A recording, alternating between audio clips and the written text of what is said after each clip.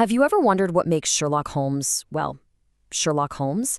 It's not just about being smart. It's about a way of thinking. And today, we're going to break down that genius into a real, learnable method. A scientific method for your own mind. Let's dive in. You see, but you do not observe. Ah, that line right there, that's everything. It's the absolute core of Holmes's genius. See, most of us just see things. We let the world wash over us. But Holmes, he observed. He was an active participant, and that tiny shift, well, it changes everything. Okay, let me ask you something. How many steps are there leading up to your own front door? I mean, think about it. You've walked up and down them thousands of times, right? But do you actually know the number? Holmes knew there were exactly 17 steps to 221 Baker Street. And it wasn't because he had some kind of super memory. Nope. It was because he practiced this specific way of thinking. He made it a point to observe. So how did he actually do it? Well, to really get inside his head, we have to start with this amazing metaphor he used for the mind. He called it the brain attic. So here's the idea. Holmes thought of the human mind as a big, empty attic when you're born. And over your lifetime, you furnish it with information. But here's the kicker. The quality of your thinking doesn't depend on how much stuff you can cram in there. Oh no. It depends entirely on the quality of the furniture you choose to put inside. And this comparison just lays it all out perfectly. On one side, you've got the fool's attic. They just take in any old piece of junk they come across. So when they need something important, it's buried under a mountain of useless lumber. But the skillful workmen, totally different story. They're super careful about what they let in. They only store essential tools, and they keep them organized, ready to grab at a moment's notice. So it makes you wonder, right? Which kind of attic are you building?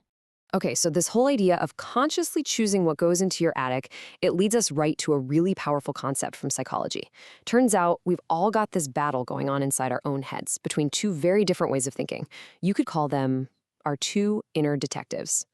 Let's call them System Watson and System Holmes. System Watson, that's our default setting. It's fast, it's automatic, it's totally intuitive. It just runs on habit and loves to jump to conclusions. But then there's System Holmes. This one is slow, it's deliberate, and it's logical. It's the part of our brain that really analyzes and scrutinizes things. The only problem? It takes real, conscious effort to fire it up. So why does our inner Watson usually win the argument? It's because our brains are fundamentally wired to believe things first and only question them later if we get around to it.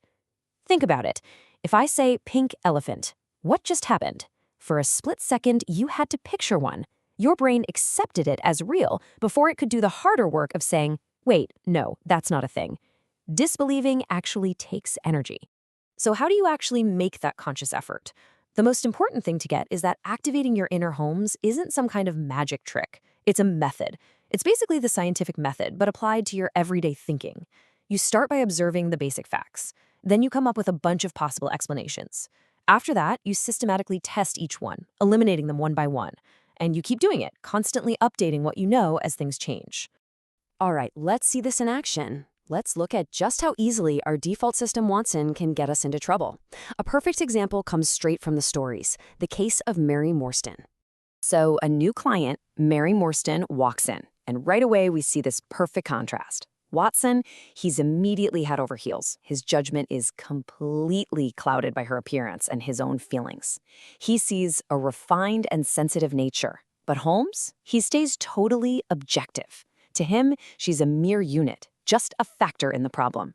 He knows that getting emotional is the enemy of clear thinking. I mean, Watson just walks straight into every single cognitive trap there is. His good mood makes him way too trusting. Her being attractive creates a halo effect, so he just assumes everything else about her must be positive too.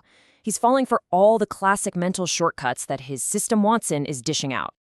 And you know what's wild? These shortcuts are incredibly powerful in the real world.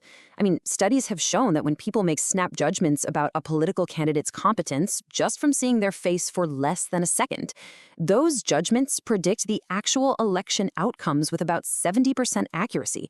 That is our System Watson running the show and making massive decisions for us without us even realizing it.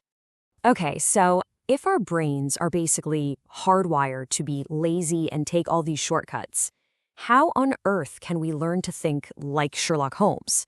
Is it even possible to fight our own wiring? The answer is yes, absolutely. But it's not easy. It all comes down to deliberately practicing two key things that can override our brain's lazy default settings: mindfulness and motivation. So what are these two M's? Well, mindfulness is that state of active, constant attention. It's the difference between driving on autopilot and actually scanning the road for hazards. And motivation? That's the active desire to do the hard mental work. It's choosing to pick up the oars and row against the current instead of just letting it carry you wherever. You really need both, or you'll always snap back to that default system, Watson. And this really gets at the secret behind Holmes's so-called intuition. It was never magic. It was recognition. It came from thousands and thousands of hours of mindful practice.